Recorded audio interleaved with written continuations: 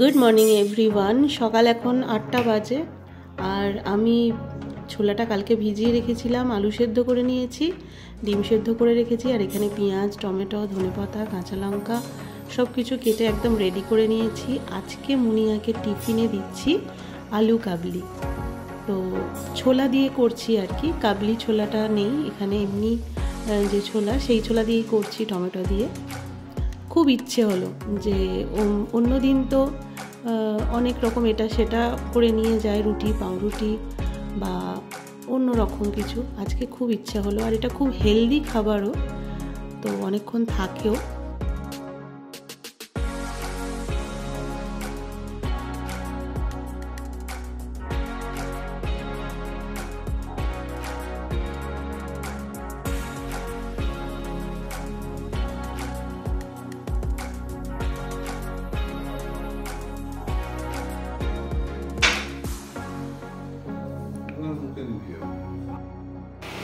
এখন বাজে 11:30, আমার সমস্ত ঘরটার পরিষ্কার হয়ে গেছে আর ওইখান থেকে লিও দেখছে, আওয়াজ দিয়ে দিয়েছে যে সারাক্ষণ আমাকে খেয়াল রাখে। এই তো মা আছি এখানে। আর আমার এখন টিফিন হচ্ছে, মুনিয়া যে ছোলা কাবলি নিয়ে গেছে আজকে স্কুলে, তার কিছুটা ছিল, আর কালকের একটু সাদা আলুর তরকারি ছিল, সেটা বার করে মেখেছি। আমি একটু খাবো আর বাবাইকে একটু দেবো।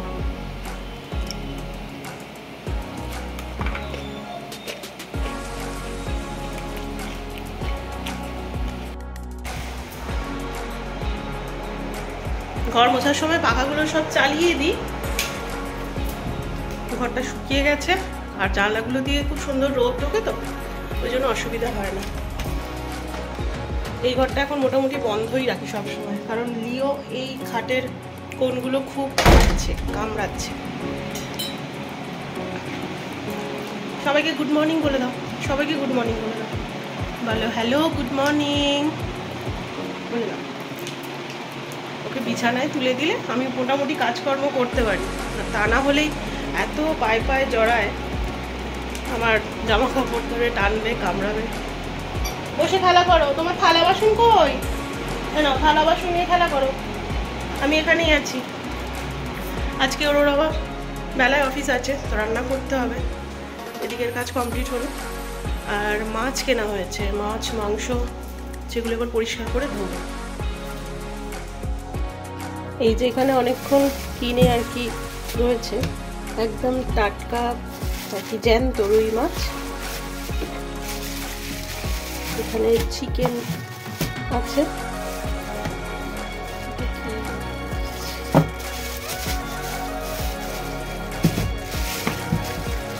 ওইটা চিকেন, ওই রিওর চিকেন আনা হয়, তার যেটা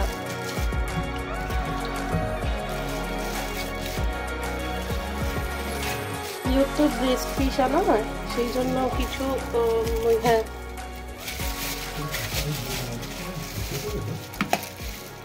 এখানে চিংড়ি মাছ আর এই যে রিওর চিকেন। মরলা মাছ তুমি খাবে, তুমি ঘষে নাও, না পারলে কিনে দেখো, ইউটিউবে দেখো।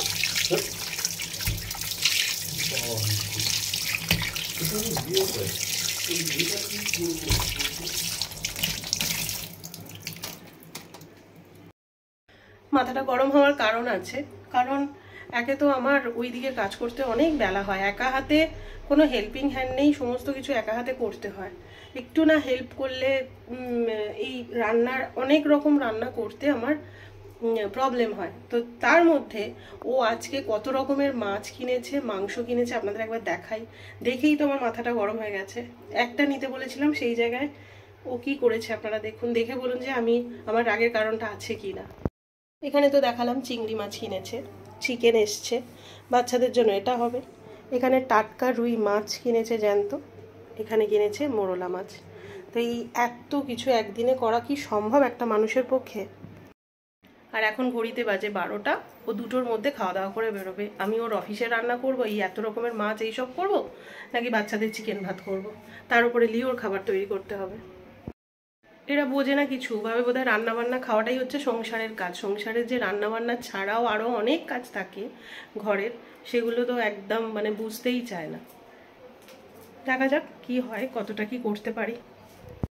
আমি ওই জন্য আগে আমার কাজগুলো করতে শুরু করে দিয়েছি।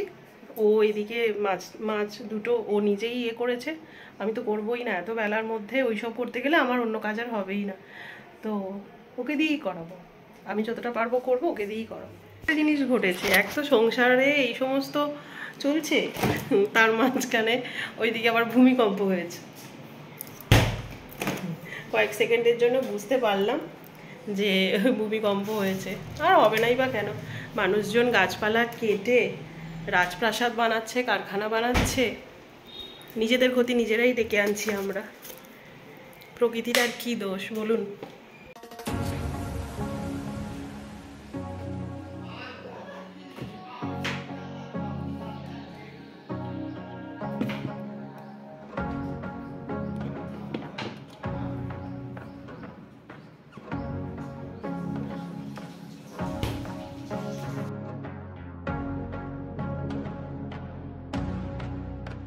আজকাল বাড়িতে ইচ্ছে হলেই রেস্টুরেন্ট স্টাইলের যে কোনো খাবার রান্না করে খাওয়া যায়।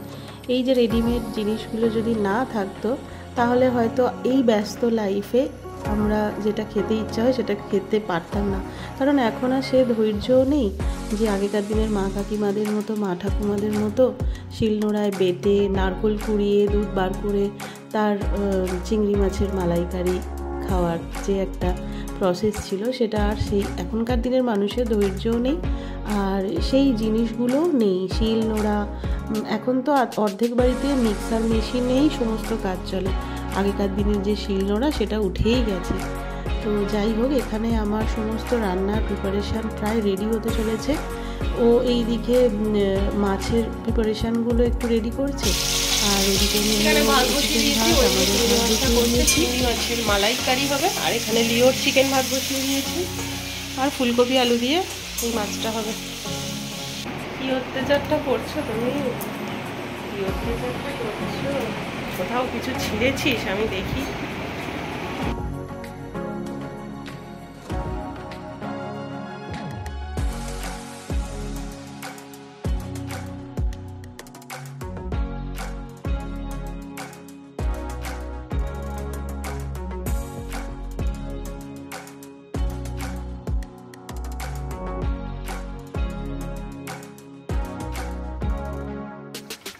মাছের মালাইকারি হয়ে গেছে, এখানে ফুলকপি দিয়ে মাছের তরকারি হচ্ছে, ভাত হয়ে গেছে। এই যে তুমি এবার সবাইকে বলো, এই যে মিলেমিশে কাজ করা হলো, কতটা টাইম লাগলো, এটা ভালো হলো না খারাপ হলো? মিলেমিশে কাজ করলে টাইমও অ্যাডজাস্ট হয়, তাই না? সবকিছুই ঠিকঠাক চলে। আর এরকম ভাবে ভূমিকম্প তাহলে হতো না।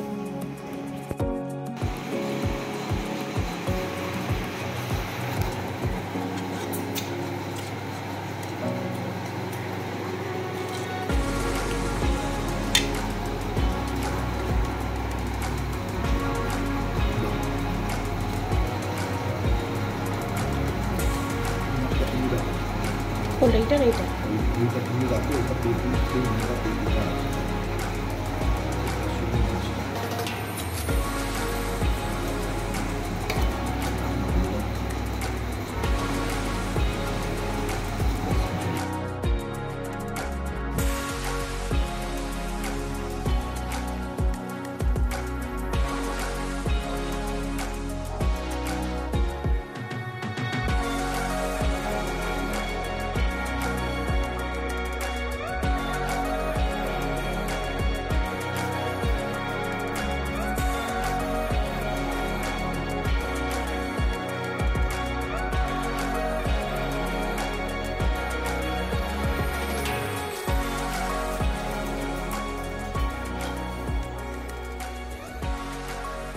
লিও এখনো ঘুমায়নি, যে আমার পুজোটা বাকি আছে, ওই জন্য ও যতক্ষণ না পুজো হবে ঘুমাবে না।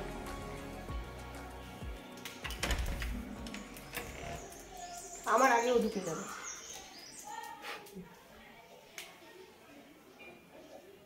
চলে এসো।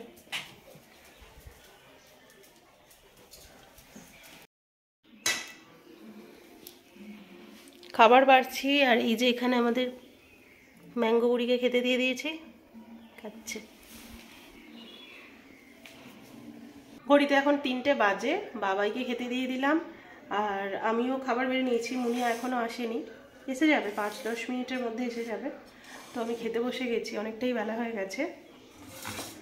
ও আসলে তারপর ওকে বেড়ে রাখছি, এসে ও খেয়ে নেবে। দারুণ হয়েছে চিংড়ি মাছের মালাইকারিটা, খুব সুন্দর হয়েছে। এই দুরকম মাছ রান্না করতে গিয়েই আর চিকেনটা রান্না হয়নি। আজকে আমার একটু তো সুরাহা হয়েছে চিংড়ি মাছের মালাইকারিটা দেখে। বাবাই বলল মাছ চিকেন করতে হবে না, চিংড়ি মাছের মালাইকারি দিয়েই আমরা ভাত খেয়ে নেব। 8:45 বাজে আর এই মাত্র জিম থেকে এলাম। আর এসেই এই যে আমার জি সোনা, দিও সোনা অনেকক্ষণ দেখেনি, মাথা খারাপ করে দিচ্ছে। এটা কি, এটা কি, এটা কি, এটা কি? এসেই আমি লিওর চিকেনটা বার করে দিয়েছি। আর সকালের তো দুপুরের তো চিংড়ি মাছ আছে, চিংড়ি মাছের মালাইকারি, ফুলকপি আলু মাছের যে তরকারি সেটাও একটু রয়েছে, আর একটু ভাত হবে আর রুটি হবে, আটা মাখা আছে হবে। আর লিওর চিকেন ভাত হবে।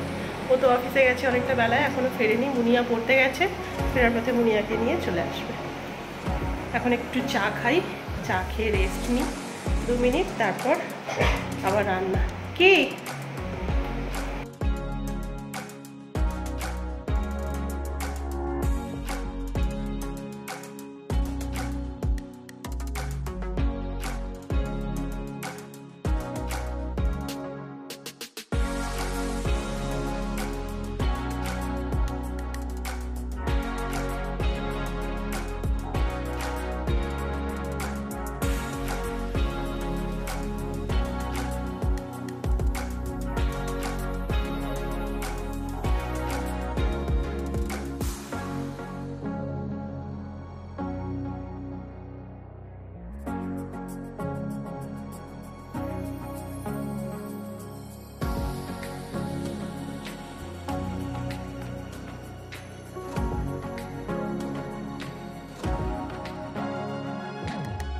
এখন বাজে 11:10। আমরা এইমাত্র খাওয়া দাওয়া করলাম আর সব গুছোনো টুছোনো হয়ে গেছে মোটামুটি।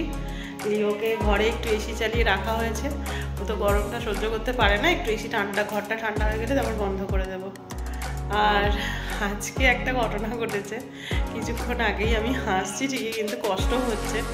এক তো পা নিয়েই ভুগছি, তারপর আজকে আবার লিও টয়লেট করে রেখেছিল। আর আমাদের যা টালিটা নিচে বোঝা যায় না, অন্য সময় আমি পরিষ্কার করে নিই। আর যেহেতু যোগা ক্লাসে গেছি, বাবাই ছিল, ওরা তো এগুলোকে কিছু করতে পারে না। তো এবারে লাইটগুলো জ্বলছে, আমি সব বন্ধ করতে গেছি আর এত জোরে পড়ে গেছি যে মনে হচ্ছিল যেন পুরো একদম পৃথিবী ঘুরে গেল। কি হচ্ছে আমার সঙ্গে ভগবান জানে। আমার একার ওপর পুরো সংসারটা দেখতে হয়। তো জানি না, ঠাকুরকে ডাকছি যে আর কি কি হতে চলেছে, কি কি হবে। আজকে ভূমিকম্প, এত কিছু হচ্ছে যে আমার মাথাটাই খারাপ হয়ে যাচ্ছে। এত জোরে পড়ে গেছি এখানটা যে কি বলবো। কি যাচ্ছে আমার ওপর দিয়ে, আমার রীতিমতো আর কান্নাও পাচ্ছে না, কষ্টও হচ্ছে না, রীতিমতো এবার নিজের উপর হাসি পাচ্ছে। যাই হয়ে যাক, এবার সব কিছু মেনে নেব। চলুন আজকের ব্লগটা তাহলে এখানে শেষ করছি। দেখা হচ্ছে নেক্সট আরেকটা ব্লগের সঙ্গে। আর আমার ব্লগগুলো দেখতে যদি ভালো লাগে তাহলে প্লিজ চ্যানেলটাকে সাবস্ক্রাইব করে আমার পাশে থাকবেন, বেল আইকনটা প্রেস করে দেবেন নোটিফিকেশান পাওয়ার জন্য। যারা আমার বন্ধু নতুন তারা প্লিজ চ্যানেলটাকে সাবস্ক্রাইব করে আমার পাশে থাকবেন। আর ভিডিওগুলো দেখে লাইক অবশ্যই করুন, তাহলে আমারও ভালো লাগবে। আমাদের মতো নতুন কন্টেন্ট ক্রিয়েটারদের অনেক উপকার হবে একটু এগিয়ে নিয়ে যাওয়ার জন্য। তাহলে আজকে আসি, দেখা হচ্ছে নেক্সট ব্লগে। Tata, good night. একটু প্রে করুন যাতে সুস্থ থাকে আর এইসব ঘটনাগুলো যেন না ঘটে।